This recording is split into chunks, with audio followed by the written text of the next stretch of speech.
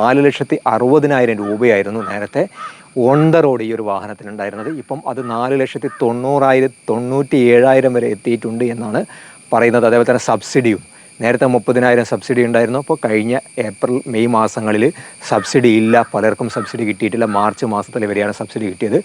Welcome back to ARS traveller. നമ്മളിന്ന് ബജാജ് എന്ന് പറയുന്ന ഇലക്ട്രിക് വാഹനത്തിന്, ബജാജിൻ്റെ ഇലക്ട്രിക് ഓട്ടോയുടെ വീഗോ 9018 എന്ന് പറയുന്ന 296 കിലോമീറ്റർ റേഞ്ചുള്ള ഒരു വാഹനത്തിൻ്റെ കറക്റ്റ് എക്സാക്റ്റ് 6,000 കിലോമീറ്റർ നമ്മൾ ഓടിയതിന് ശേഷമുള്ളതിൻ്റെ റിവ്യൂ ആണ് ഇന്ന് നമ്മൾ നിങ്ങളുമായി ഷെയർ ചെയ്യാൻ ആഗ്രഹിക്കുന്നത്. അപ്പോൾ നമ്മൾ ചാനൽ ആദ്യമായിട്ട് കാണുന്ന ആളുകളാണെങ്കിൽ ഒന്ന് സബ്സ്ക്രൈബ് ചെയ്ത് കൂടെ കൂടിക്കും.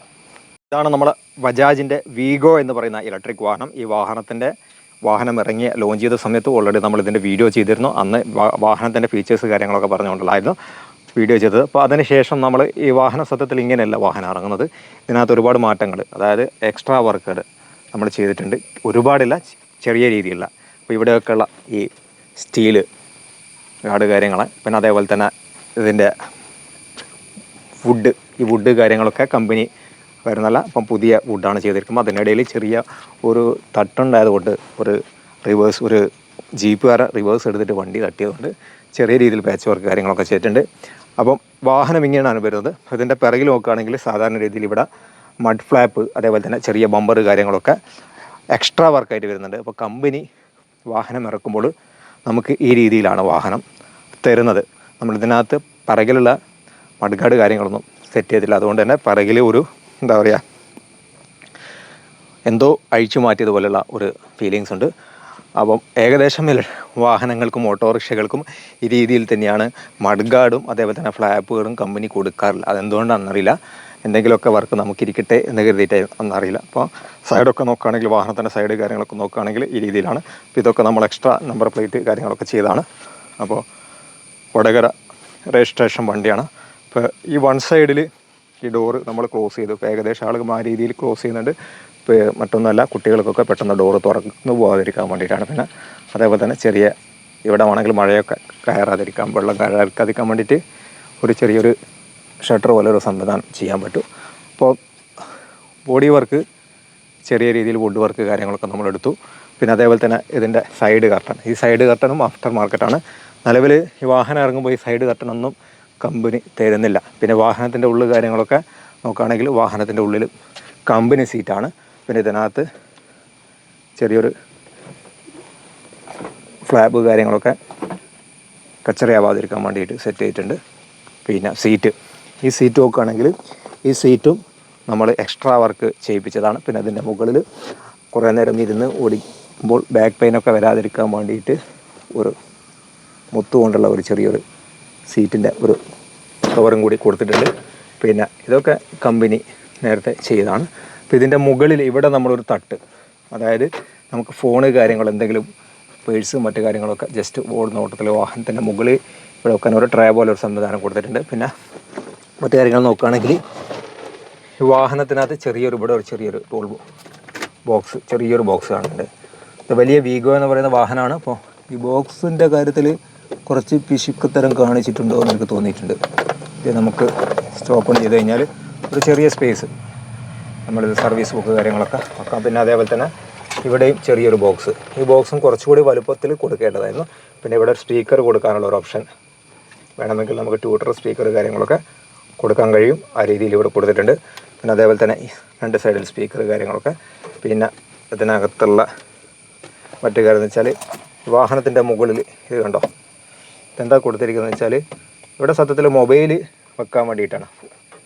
മൊബൈൽ ഫോൺ ഇവിടെ വെച്ചിട്ട് നമുക്ക് കുടുക്കിയിട്ട് ഇവിടെ ജസ്റ്റ് മാപ്പ് കാര്യങ്ങളൊക്കെ യൂസ് ചെയ്യാൻ, ഡ്രൈവ് ചെയ്യുന്ന സമയത്ത് യൂസ് ചെയ്യാൻ വേണ്ടിയിട്ടാണ് ഈ രീതിയിൽ കൊടുത്തിരിക്കുന്നത്. പിന്നെ ഹാൻഡിലിൻ്റെ ഭാഗത്ത് നോക്കുകയാണെങ്കിൽ ഹാൻഡിൽ ജസ്റ്റ് നമുക്ക് ഇവിടെ തന്നെ തുടങ്ങാം. വാഹനത്തിൻ്റെ സ്വിച്ചസ് കാര്യങ്ങൾ ഇവിടെ നോക്കുകയാണെങ്കിൽ ഹെഡ്ലൈറ്റ്, പിന്നെ അതേപോലെ തന്നെ വൈപ്പർ, പിന്നെ ഇതിൻ്റെ താഴെ വരുന്നതെന്ന് വെച്ചാൽ മോഡ്, ട്രിപ്പ് കാര്യങ്ങളൊക്കെ നമുക്ക് ട്രിപ്പ് ചെക്ക് ചെയ്യാം. അതേപോലെ തന്നെ എത്ര റേഞ്ച് കാര്യങ്ങളൊക്കെ, ട്രിപ്പ് 0 ആക്കാൻ പറ്റും, മോഡോമീറ്റർ, അത്ര കാര്യങ്ങളാണ്. പിന്നെ ഇവിടെ വരുന്നത് നമ്മുടെ ഹോണ്, ഇൻഡിക്കേറ്റേഴ്സ്, പിന്നെ അതുപോലെ മോട്ടറിൽ റിവേഴ്സ്, ഡ്രൈവിങ്, പിന്നെ മോഡ് ചേഞ്ച് ചെയ്യാം. ഫാസ്റ്റ് മോഡ്, അതായത് കയറ്റമൊക്കെ കയറാൻ, കയറ്റമൊക്കെ ഓട്ടോമാറ്റിക്കായിട്ട് കയറും. പിന്നെ നമുക്ക് സ്പീഡ് 40, 42, 43 ആ സ്പീഡിലാണ് നോർമൽ ഒരു എക്കണോമിക് സ്പീഡിനകത്ത് പോവുക, വാഹനത്തിൻ്റെ സ്പീഡ് ഉണ്ടാവുക. അപ്പോൾ അതിൽ കൂടുതൽ സ്പീഡ് വേണമെങ്കിൽ നമുക്കിവിടെ ഈ എം പ്രസ് ചെയ്ത് കഴിഞ്ഞാൽ 52, 53 വരെ മാക്സിമം സ്പീഡ് നമുക്ക് കിട്ടും. അതിന് വേണ്ടിയിട്ടാണ്.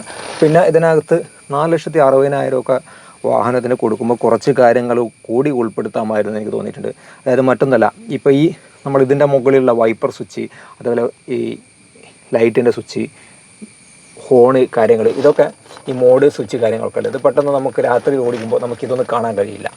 ഇവിടെ ഒരു വിസിബിലിറ്റിയുള്ള ചെറിയൊരു ലൈറ്റോ കാര്യങ്ങളൊക്കെ കൊടുത്തിട്ടുണ്ടെങ്കിൽ ഏറ്റവും ഹെൽപ്ഫുള്ളായിരുന്നു. നമ്മൾക്കിപ്പോൾ സ്കൂട്ടിയിൽ പോലും ബൈക്കുകളിൽ പോലും നമുക്ക് ഈ സ്വിച്ചസിൻ്റെ മുകളിൽ രാത്രി കാലങ്ങളിൽ ലൈറ്റ് ഈ സ്വിച്ചസ് ഇങ്ങനെ ബ്ലിങ്ക് ചെയ്ത് നിൽക്കുന്നത് നമുക്ക് കാണാൻ സാധിക്കും. അപ്പോൾ 4,60,000 രൂപയൊക്കെ കൊടുത്തിട്ട് ഈ ഒരു വാഹനം എടുക്കുമ്പോൾ അറ്റ്ലീസ്റ്റ് അത്തരത്തിലുള്ള ബേസിക് ആയിട്ടുള്ള കാര്യങ്ങളൊക്കെ ഒരുപക്ഷെ ഉൾപ്പെടുത്തേണ്ടതായിരുന്നു. പിന്നെ അതേപോലെ വാഹനത്തിൽ വേണം നമുക്ക് മ്യൂസിക് സിസ്റ്റമൊക്കെ കൊടുക്കാൻ കഴിയും. നമ്മൾ ഓൾറെഡി വാഹനത്തിനകത്ത് കൊടുത്തിട്ടുണ്ട്. അപ്പോൾ അതിന് സെപ്പറേറ്റ് ബാറ്ററി ഉള്ളത് കൊണ്ട് പ്രത്യേകിച്ച് പ്രശ്നങ്ങളൊന്നുമില്ല.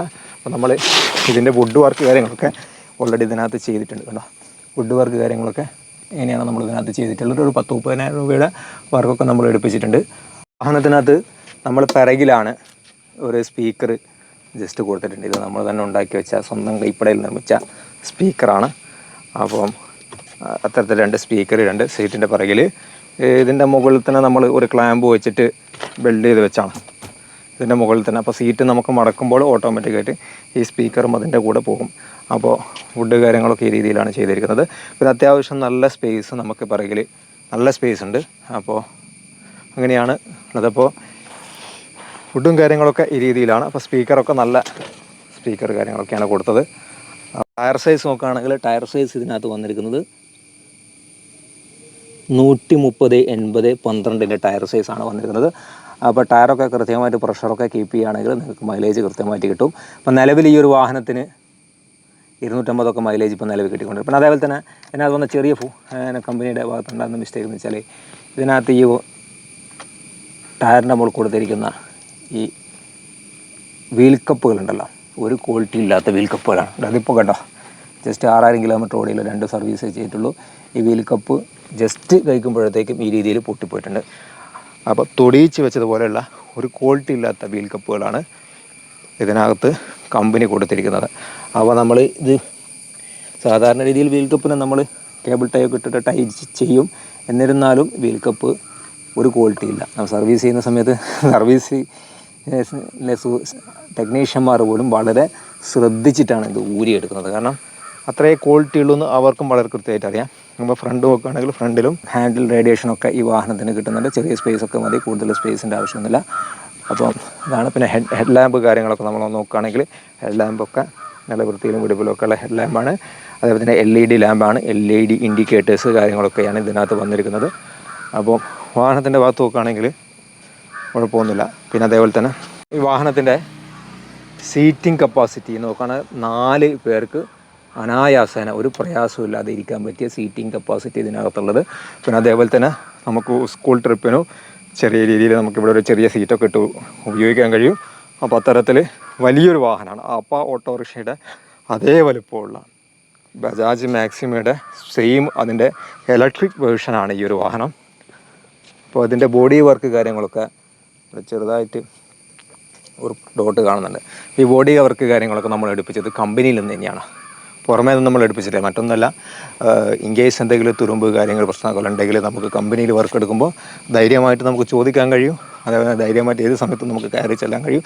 സർവീസിൻ്റെ കൂടെയുള്ള സമയത്തൊക്കെ നമുക്ക് അത്തരത്തിൽ കംപ്ലയിൻറ്റ് കാര്യങ്ങളൊക്കെ ഉണ്ടെങ്കിൽ പറയാൻ കഴിയും എന്നൊരു ധൈര്യത്തിന് വേണ്ടിയിട്ടാണ് പിന്നെ നമ്മൾ ഇതിൻ്റെ ബോഡി വർക്ക്, ഇതിൻ്റെ വുഡ് വർക്ക്, മറ്റേതേപോലെ ബിൽഡിംഗ് വർക്ക് കാര്യങ്ങളൊക്കെ കമ്പനിയിൽ നിന്ന് ചെയ്യിപ്പിച്ചത്. അപ്പോൾ ഇതാണ് വാഹനത്തിൻ്റെ പുറമേ നിന്നുള്ള കാഴ്ച. 6,000 കിലോമീറ്റർ നമ്മൾ ഈ വാഹനം ഓടിയിട്ടുണ്ട്. അതിൻ്റെ ജസ്റ്റ് നോക്കുകയാണെങ്കിൽ 185 കിലോമീറ്റർ റേഞ്ചാണ് കാണിക്കുന്നത്. നിലവിൽ 81% ചാർജാണുള്ളത്. 81-ലാണ് 185 കാണിക്കുന്നത്. അത് നമ്മൾ ആ 185 കാണിക്കാന്ന് വെച്ചാൽ നമ്മൾ കഴിഞ്ഞ ദിവസം നമ്മൾ എങ്ങനെയാണോ വാഹനം ഓടിച്ചത് അതിൻ്റെ അടിസ്ഥാനത്തിലാണ്.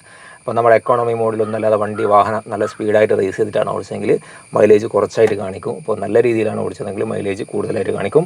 6171 കിലോമീറ്ററാണ് നിലവിൽ നമ്മുടെ ഈ ഒരു വാഹനം ഓടിയിരിക്കുന്നത്.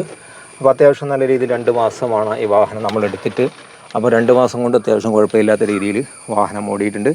ഗ്രൗണ്ട് ക്ലിയറൻസ് നല്ല രീതിയിൽ ഗ്രൗണ്ട് ക്ലിയറൻസ് ഈ വാഹനമുണ്ട്. അപ്പോൾ അതുകൊണ്ട് തന്നെ നമുക്ക്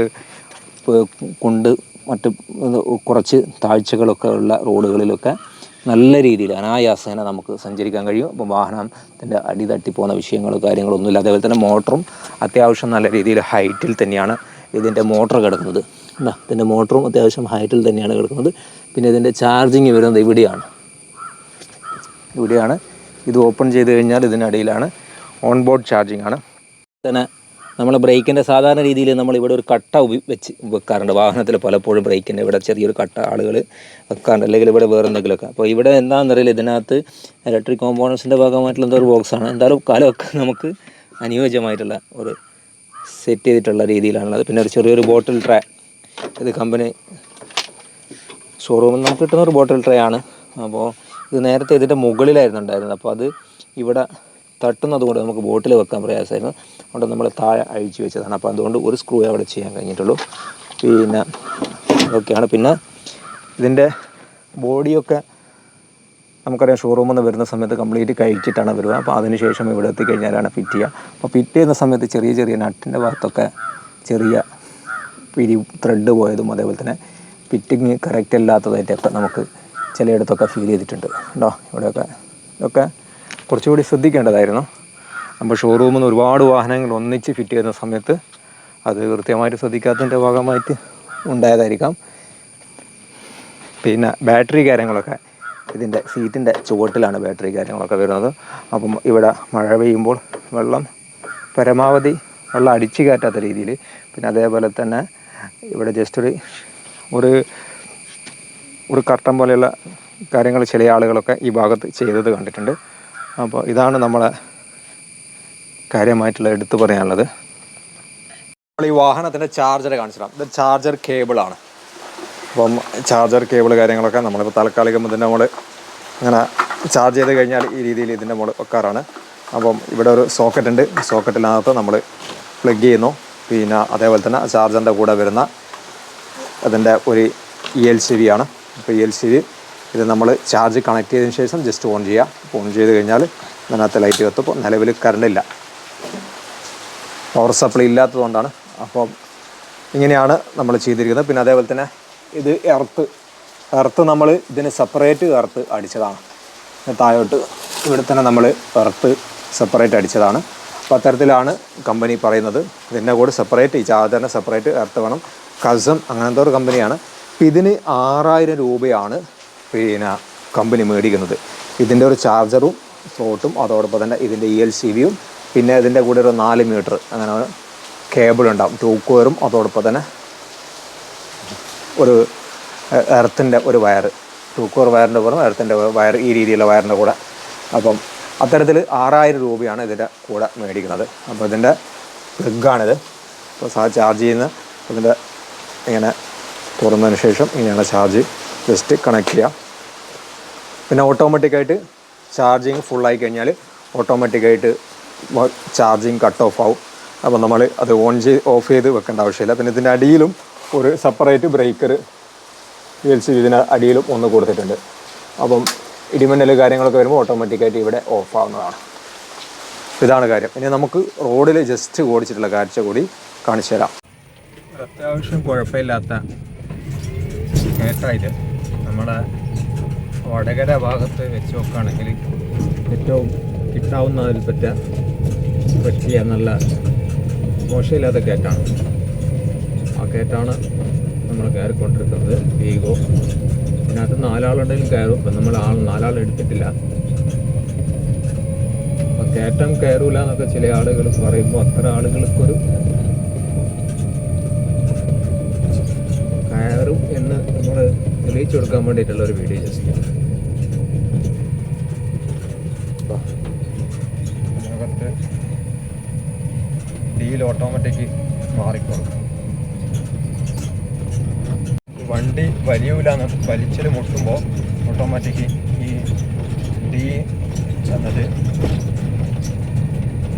യെല്ലോയിലേക്ക് മാറും. അത് നേരത്തെ ഗ്രീൻ ആയിട്ടുണ്ടായിരുന്നത്, ഇവിടെ ഗ്രീനിലേക്ക്. ഇപ്പോൾ നമ്മളിപ്പോൾ സ്പീഡ് കുറഞ്ഞ് അത് ഗ്രീനിലേക്ക് മാറി. ഇതാണ്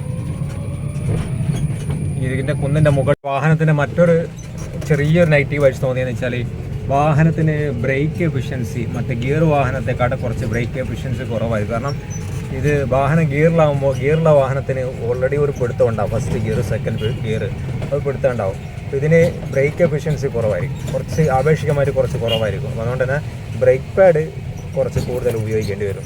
അതേപോലെ നമ്മൾ ഈ ഒരു ഇലക്ട്രിക് വാഹനം ഉപയോഗിക്കുന്ന ആൾ എന്നുള്ള രീതിയിൽ ചെറിയ രീതിയിൽ അഡ്വൈസ് പറയാനുള്ളത്, ഈ വാഹനം നമ്മൾ 296 കിലോമീറ്റർ റേഞ്ചാണ് പറയുന്നത്. അപ്പോൾ ഒരു ദിവസം കൊണ്ട് വാഹനം നമ്മൾ ഓടിക്കഴിഞ്ഞാൽ ഏകദേശം ഒരു ശരാശരി വാഹനം ഓടുന്ന ആൾക്ക് ഒരു ദിവസം കൊണ്ട് അതിൻ്റെ ചാർജ് ഫുള്ള് കംപ്ലീറ്റ് ചെയ്ത് ഓടാൻ കഴിയില്ല. അപ്പോൾ ഒരുപക്ഷെ 60% അല്ലെങ്കിൽ 40%, 50%ഒക്കെ ആയിരിക്കും വീട്ടിലേക്ക് തിരിച്ചു കൊണ്ടുവരുന്നത്.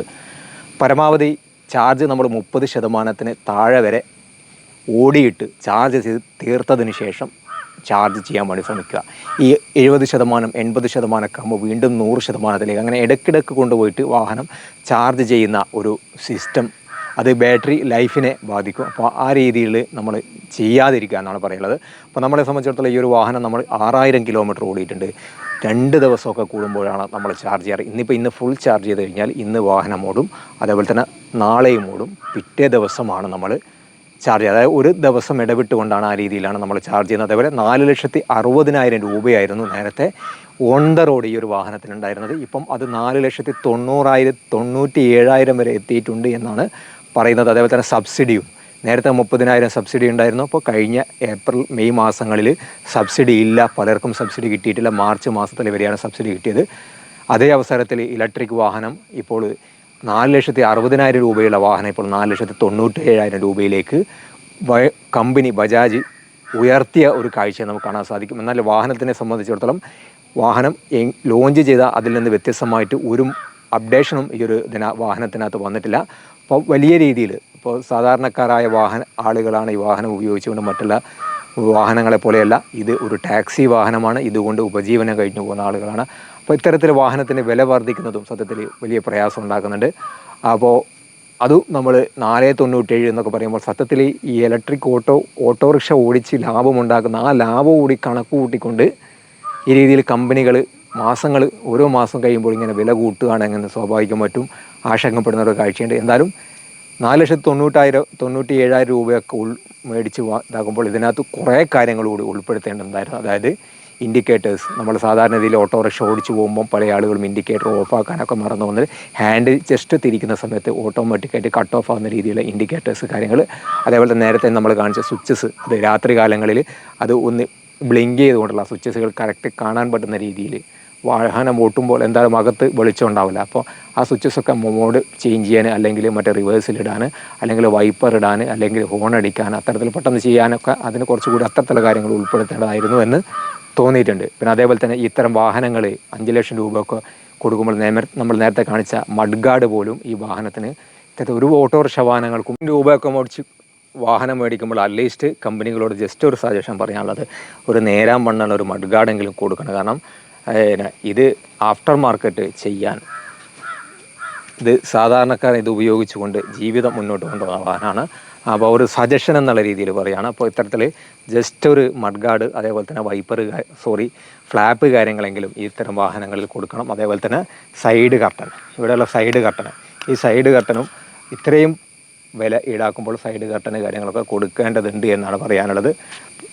അപ്പോൾ ഇതൊക്കെ തന്നെയാണ് നമുക്ക് കാര്യമായിട്ട് പറയാനുള്ളത്. അപ്പോൾ നിങ്ങളെ വിലപ്പെട്ട കമൻറ്റുകൾ, അഭിപ്രായങ്ങൾ, കാരണം ഓട്ടോറിക്ഷയെ സംബന്ധിച്ചിടത്തോളം ആളുകളുടെ ഉപജീവന മാർഗമാണ്, അത് ഉപയോഗിച്ചുകൊണ്ട് വരുമാനമുണ്ടാക്കി ജീവിക്കുന്ന ആളുകളാണ്.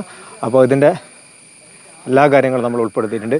പിന്നെ അതേപോലെ തന്നെ സർവീസ് കാര്യങ്ങളൊക്കെ ബജാജിനെ സംബന്ധിച്ചിടത്തോളം വലിയ കുഴപ്പമൊന്നുമില്ലാത്ത രീതിയിൽ നിലവിൽ സർവീസ് കാര്യങ്ങളൊക്കെ പോകുന്നുണ്ട്. അപ്പം ഏത് വാഹനം എടുക്കുമ്പോൾ അതിൻ്റെ ആഫ്റ്റർ സർവീസ്, ഒരു വാഹനം സെയിൽ ചെയ്യാൻ ആർക്കും, അല്ലെങ്കിൽ ഏത് പ്രൊഡക്റ്റും വിൽക്കാൻ ആർക്കും കഴിയും. പക്ഷേ ആ പ്രൊഡക്റ്റ് വിറ്റതിന് ശേഷമുള്ള ആഫ്റ്റർ സർവീസ് കിട്ടുന്നുണ്ടോ എന്ന് കൂടി നമ്മൾ ശ്രദ്ധിക്കേണ്ടതുണ്ട്. അപ്പോൾ അത്തരം കാര്യങ്ങൾ കൂടി ജസ്റ്റ് പറഞ്ഞതേ ഉള്ളൂ. കാര്യങ്ങൾ കൂടി പറയാൻ വിട്ടുപോയിട്ടുണ്ട്. അതായത് ഈ വാഹനം 7 സർവീസ്, അതേപോലെ തന്നെ 30,000 കിലോമീറ്റർ വരെ ഇതിനകത്ത് സ്പെയറിനൊന്നും ചാർജസ് ഒന്നും വേണ്ട. സ്പെയറൊക്കെ ആബ്സല്യൂട്ട്ലി ഫ്രീ ആണ്. പിന്നെ അതേപോലെ തന്നെ ഇതിനകത്ത് കാര്യമായിട്ട് സർവീസിനകത്ത് വരുന്നത് ഹൗസിംഗ് ഓയിൽ ചേഞ്ച് ചെയ്യുക എന്നത് മാത്രമാണ്. പിന്നെ അതേപോലെ തന്നെ നമ്മളിപ്പം ഫസ്റ്റ് സർവീസ് 1000 കിലോമീറ്ററിൽ ഈ വാഹനം സർവീസ് ചെയ്ത് കഴിഞ്ഞു. 6000 കിലോമീറ്ററിൽ സെക്കൻഡ് സർവീസും കഴിഞ്ഞു. പിന്നെ അതേപോലെ തന്നെ നമ്മൾ 10,000 കിലോമീറ്ററിൽ ഇതിൻ്റെ ടയർ വീൽ റൊട്ടേഷൻ ചെയ്യേണ്ടതുണ്ട്. അപ്പോൾ 3 ടയറാണല്ലോ വരുന്നത്. അപ്പോൾ 3 വീലാണല്ലോ വരുന്നത്. അപ്പോൾ അതിൻ്റെ കൂടെ ഇവിടെ ഒരു സ്റ്റെപ്പിനി ഉണ്ട്. ഈ സ്റ്റെപ്പിനി കൂടി നമ്മൾ ഉപയോഗിച്ചുകൊണ്ട് വീൽ റൊട്ടേഷൻ ചെയ്യുകയാണെങ്കിൽ നമുക്ക് അത്യാവശ്യം ടയറിന് ലൈഫ് കിട്ടും. പിന്നെ ടയറും ക്വാളിറ്റിയുള്ള ടയർ തന്നെ പെട്ടെന്ന് കല്ലടിച്ച് പൊട്ടുക, അതുപോലെ തന്നെ ടയർ ബെൻഡാകുക, അത്തരം കാര്യങ്ങളൊക്കെ ഉണ്ടെങ്കിൽ ഷോറൂമിൽ സ്വാഭാവികമായിട്ടും കോൺടാക്റ്റ് ചെയ്ത് കഴിഞ്ഞാൽ അവർ അതിന് വേണ്ട കാര്യങ്ങൾ നിങ്ങൾക്ക് ചെയ്തു തരും. അപ്പോൾ ഇതാണ് നമ്മളെ വീഗോയുടെ ഒരു യൂസർ റിവ്യൂ. എന്താ, വാഹനം ഉപയോഗിച്ചതിന് ശേഷമുള്ള കറണ്ട് ബില്ല്, അതാണല്ലോ ഏറ്റവും പ്രധാനപ്പെട്ട ഘടകം. അപ്പോൾ കഴിഞ്ഞ ഏകദേശം 50 ദിവസത്തിൻ്റെ 45-50 ദിവസത്തിൻ്റെ അടുത്താണ് നമ്മൾ ഇലക്ട്രിക് ബില്ല് വന്നതിന് ശേഷം ഈ വാഹനം ചാർജ് ചെയ്തത്. അതായത് 5000 കിലോമീറ്റർ, 5100, 5200, അത്രയും 5200 കിലോമീറ്ററാണ് നമ്മൾ ഈ വാഹനം ഓടിയത്. 5200 കിലോമീറ്റർ ഓടുമ്പോഴേക്കും നമ്മൾ വീട്ടിൽ നിന്ന് വാഹനം ചാർജ് ചെയ്തപ്പോൾ നമുക്ക് 4800 രൂപയുടെ ബില്ലാണ് വന്നത്. ഒരു 40 ദിവസമാണ് ഞാൻ ചാർജ് ചെയ്തിട്ടുള്ളൂ. പിന്നെ അതേപോലെ തന്നെ ഈ 4800 രൂപ, അപ്പോൾ അതിലെത്ര ഈ വാഹനത്തിന് വന്നു ചോദിച്ചു കഴിഞ്ഞാൽ അതിന് മുന്നേയുള്ള 2 മാസം മുന്നേയുള്ള ബില്ല് നമുക്ക് 1800 രൂപയായിരുന്നു. ഈ ഇലക്ട്രിക് വാഹനം ഉപയോഗിച്ചതിന് ശേഷമാണ് 4800 രൂപ എന്ന രീതിയിലേക്ക് ബില്ല് വന്നത്. അപ്പം 3000 രൂപ അല്ലെങ്കിൽ 3200 അത്രയൊരു ബില്ലാണ് നമുക്ക് 5000 കിലോമീറ്റർ ഏകദേശം ഓടാൻ വേണ്ടിയിട്ട് നമുക്ക് ഇലക്ട്രിസിറ്റി ഉപയോഗിക്കേണ്ടി വന്നത്. 5000 കിലോമീറ്റർ ഓടാൻ നമ്മൾ എത്ര എണ്ണ, ഡീസലായാലും ഡീസലാണ് കൂടുതൽ വാഹനമുള്ളത്, എത്ര ഡീസൽ അടിക്കേണ്ടി വരുമെന്ന് ജസ്റ്റ് നമ്മൾ കാൽക്കുലേഷൻ ചെയ്ത് കഴിഞ്ഞാൽ ഈ വാഹനം ലാഭകരമാണോ നഷ്ടമാണോ എന്നൊക്കെ നമുക്ക് മനസ്സിലാക്കാൻ സാധിക്കും. എന്തായാലും ഇന്ന് നിലവിൽ ഇന്ത്യൻ മാർക്കറ്റിൽ കിട്ടുന്ന ഏറ്റവും റേഞ്ചുള്ള വാഹനമാണ് ബജാജിൻ്റെ വീഗോ എന്ന് പറയുന്ന വാഹനം. ആപ്പെ പോലെയുള്ള വാഹനങ്ങൾ നിലവിലിപ്പം ഇത്രയും റേഞ്ചുള്ള വാഹനം ഇറക്കിയിട്ടില്ല. ഇനി ഫ്യൂച്ചറിൽ ഇറക്കുമോ എന്ന് നമുക്കറിയില്ല. അപ്പം ഇതാണ് ഇതിൻ്റെ ഫൈനൽ ലാസ്റ്റ് എക്സ്പീരിയൻസ്. ഒന്ന് ജസ്റ്റ് വിട്ടുപോയ കാര്യങ്ങൾ നമ്മൾ പറഞ്ഞതാണ്. അപ്പോൾ വീഡിയോ ആദ്യമായിട്ട് കാണുന്ന ആളുകളാണ് ഒന്ന് സബ്സ്ക്രൈബ് ചെയ്ത് സപ്പോർട്ട് ചെയ്യാം.